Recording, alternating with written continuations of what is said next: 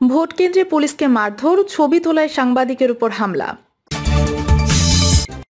জানাবো উপজেলা নির্বাচনের ফলাফল আগে নির্ধারিত করা, বললেন রিজভী।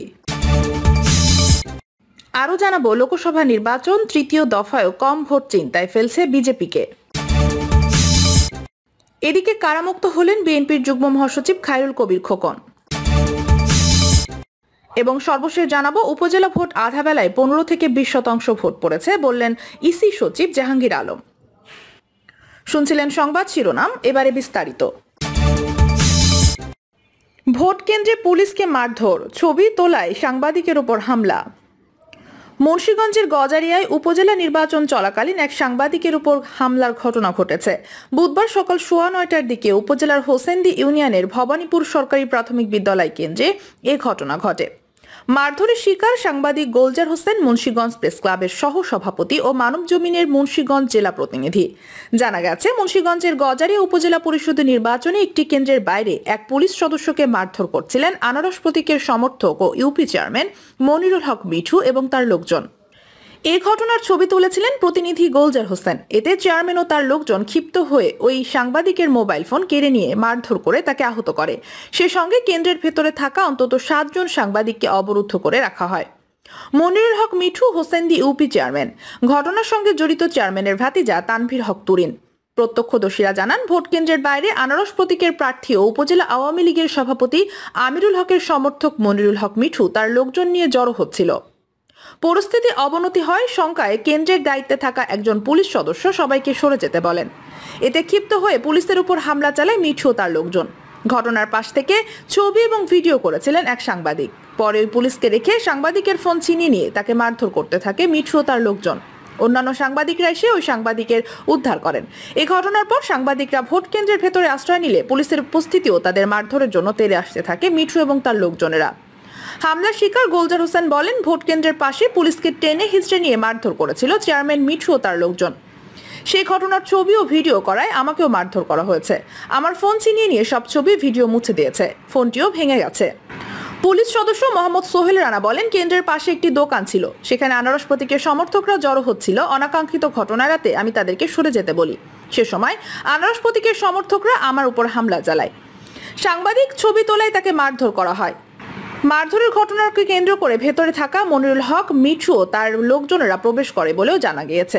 বিষয়টি পুলিশ ও প্রশাসন ঊর্ধ্বতনদের জানানো হলেও তাদের এ বিষয়ে পুলিশ উপপরিদর্শক রতন বৈরাগী এ বিষয়ে জানতে চাইলে তিনি বলেন, এখানে কিছুই হয়নি, সব ঠিক আছে, এ ব্যাপারে আর কিছু বলতে পারবো না। উপজেলা নির্বাচনের ফলাফল আগে নির্ধারিত করা, বললেন রিজভী। উপজেলা নির্বাচনের ফলাফল আগেই নির্ধারিত, এখন শুধু ঘোষণা করা বাকি বলে মন্তব্য করেছেন বিএনপির জ্যেষ্ঠ যুগ্ম মহাসচিব রুহুল কবির রিজভী। রিজভী বলেন, 7 জানুয়ারি ডামি নির্বাচনের পর এখন আবার আওয়ামী সাদা পোশাকধারী বাহিনী নতুন রূপে আত্মপ্রকাশ করেছে। ছাত্র, যুবক, শ্রমিক, বুদ্ধিজীবী সহ অধিকার বঞ্চিত জনগণের উপর দমন পীড়ন চালাচ্ছে। নতুন করে গুম ও বিরোধী দলের উপর আক্রমণ ও প্রতিদিনের সংবাদে পরিণত হয়েছে। দেশের বিপজ্জনক পরিস্থিতিতে মানুষের মনোযোগ ভিন্ন খাতে সরিয়ে নিতে সরকার অশান্তি জিইয়ে রাখার কৌশল গ্রহণ করেছে। ক্ষমতাসীনরা নিজের আর পরিবারের আর্থিক অবস্থা গুছিয়ে নেওয়ার ধান্দায় রয়েছে। এতে করে সারা দেশে আজ বিপর্যস্ত। ঢাকাতেই বেড়েছে আওয়ামী লীগের হিংস্রতার মাত্রা। রিজভী অভিযোগ করে বলেন, নিজ কক্ষে 3 ঘন্টা আটকে রেখে কি প্রমাণ করতে চেয়েছিলেন? পিস্তল দেখিয়ে পায়ে গুলি করার হুমকি দেওয়া হয়। ছাত্রলীগকে সন্ত্রাসী বাহিনীতে পরিণত করা হয়েছে দাবি করা হয়েছে। রিজভী বলেন, ক্যাম্পাসে হায়েনার দল জীবন জীবিকার সব কেড়ে নিয়ে নিঃস্ব, রিক্ত ও বিপর্যস্ত করেছে। ছাত্রলীগ, যুবলীগ দেশের সবচেয়ে খতরনাক বিপদ হিসাবে আবির্ভূত হয়েছে। উপজেলা নির্বাচন প্রসঙ্গে তিনি বলেন, প্রধানমন্ত্রীর আশীর্বাদে ভোটারবিহীন নির্বাচনে কেউ চেয়ারম্যান হলে হাতিশালে হাতি ও ঘোড়াশালে ঘোড়ার অভাব হয় না। আওয়ামী লীগ সরকারের মন্ত্রী এমপিদের মধ্যে নির্বাচিত হতে পারেনি। ভোটের প্রয়োজন হয় না, ফলাফল নির্ধারিত থাকে, সেটি ঘোষিত হয়। রিজভী আরো বলেন, উপজেলা প্রতিষ্ঠানকে করা হয়েছে লুটেরা ও দস্যু দলের আখড়া। এমনও দেখা যাচ্ছে, ভোটারবিহীন নির্বাচনে 2 বার উপজেলা চেয়ারম্যান হয়ে 1000 বিঘার বেশি জমির মালিক, অথচ আইন অনুযায়ী 60 বিঘার বেশি জমি থাকতে পারে না। অবাধ ও সুষ্ঠু নির্বাচনের দাবি যতই উচ্চারিত হয়, ততই সরকারের কাছে জেল জুলুমের প্রয়োজনীয়তা বাড়ে। যে দেশে গণতন্ত্রের ছিটফোঁটাও নেই, সে দেশে নির্বাচন সুষ্ঠু হতে পারে না বলে মন্তব্য করেন তিনি। সীমান্তে বিএসএফ এর গুলিতে 2 বাংলাদেশি নিহতের ঘটনায় তীব্র ক্ষোভ ও নিন্দা জানিয়ে তিনি বলেন, পঞ্চগড়ের তেতুলিয়া সীমান্তে বিএসএফ এর গুলিতে বাংলাদেশি নাগরিক আব্দুল জলিল ও ইয়াসিন নিহত হয়েছেন। ভারতে যেন এখন সরাসরি রক্তাক্ত আগ্রাসন চালাচ্ছে বাংলাদেশ, আর এটি সম্ভব হয়েছে ডামি সরকারের আত্মা বিক্রির জন্য। রিজভী বলেন, মার্কিন যুক্তরাষ্ট্রে পুলিশের গুলিতে 2 জন বাংলাদেশি নিহত হওয়ায় তীব্র প্রতিবাদ জানিয়েছে প্রধানমন্ত্রী শেখ হাসিনা। তিনি যুক্তরাষ্ট্রের মানবাধিকার লঙ্ঘনের অভিযোগ তুলেছেন, অথচ ভারতের রক্তাক্ত নির্মমতার বিষয়ে তিনি নিশ্চুপ, তাদের সব কসুর মাফ করে দেন। লোকসভা নির্বাচন তৃতীয় দফায়ও ভোট কম চিন্তায় ফেলেছে বিজেপিকে। ভারতে চলছে 18তম লোকসভা নির্বাচন। এই নির্বাচনের তৃতীয় দফায় 93টি আসনে শান্তিপূর্ণভাবে ভোট গ্রহণ চলছে। মঙ্গলবার 11টি রাজ্য ও কেন্দ্রশাসিত অঞ্চল নির্বাচন হয়েছে। প্রধানমন্ত্রী নরেন্দ্র মোদী গুজরাতের আহমেদাবাদের একটি কেন্দ্রে ভোট দিয়েছেন। কংগ্রেস সভাপতি মল্লিকার্জুন খাড়গে কর্ণাটকের কালাবুরাগিতে ভোট দেন।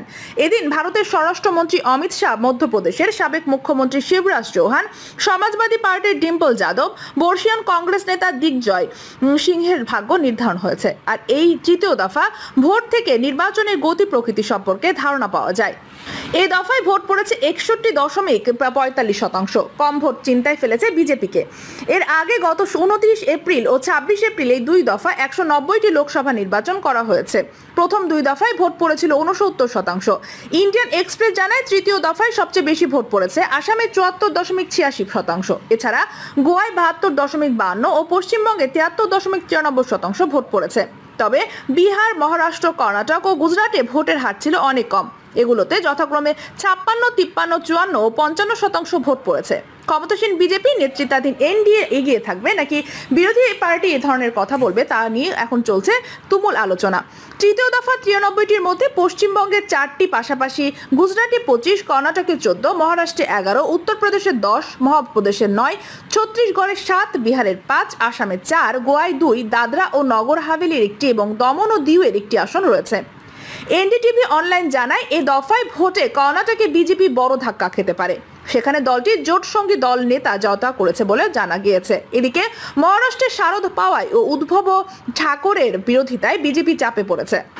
এছাড়া নির্বাচনকে কেন্দ্র করে বিজেপির সমালোচনা করে গেছেন কংগ্রেস নেত্রী সোনিয়া গান্ধী। বার্তা সংস্থা এনএনআই-কে তিনি বলেন, দেশের প্রতিটি কোণে তরুণরা বেকারত্বে ধুঁকছে, নারীর প্রতি নৃশংসতা হচ্ছে, দলিত, আদিবাসী, পিছিয়ে পড়া শ্রেণীর মানুষ চরম বৈষম্যের শিকার হচ্ছেন। এই পরিস্থিতি প্রধানমন্ত্রী মোদী ও তার বিজেপির সৃষ্টি।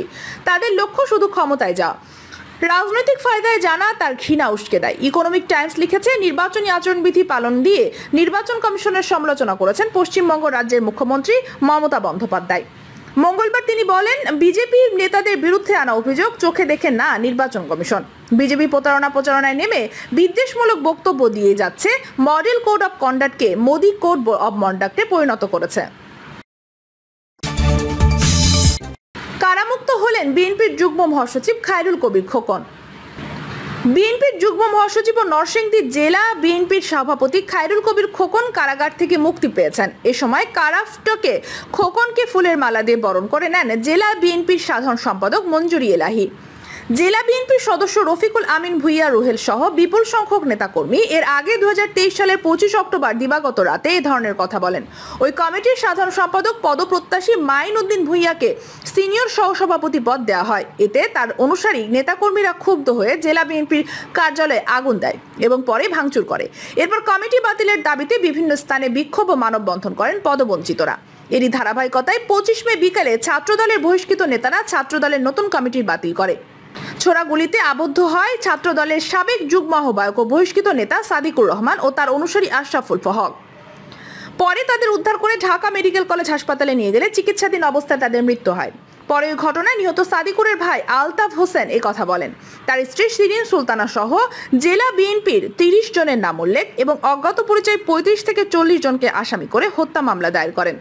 ওই মামলায় খোকন উচ্চ আদালত থেকে 6 সপ্তাহের আগাম জামিন নেয় তিনি। গত বছরের 27 জুলাই জামিনের মেয়াদ শেষ হয়ে যাওয়ায় পরে খোকন আদালতে পড়ে আর স্থায়ী জামিন নেয়নি। এই পরিপ্রেক্ষিতে 25 অক্টোবর দিবাগত রাত 3টার দিকে বিএনপির যুগ্ম মহাসচিব খায়রুল কবির খোকনকে ঢাকায় তার ভাইয়ের বাসা থেকে গ্রেপ্তার করে। পরদিন তাকে আদালতে সোপর্দ করা হয়। পরে আদালতে বিচারকে তাকে কারাগারে পাঠানোর আদেশ দেন। সে থেকে কারাগারেই ছিল খায়রুল কবির খোকন। প্রিয় দর্শক, এই ছিল এখনকার সর্বশেষ সংবাদ। নিয়মিত আপডেট সব সংবাদ পেতে চ্যানেলটি সাবস্ক্রাইব করে পাশে থাকা বেল বাটনটি ক্লিক করে রাখুন। ধন্যবাদ সবাইকে এতক্ষণ সাথে থাকার জন্য।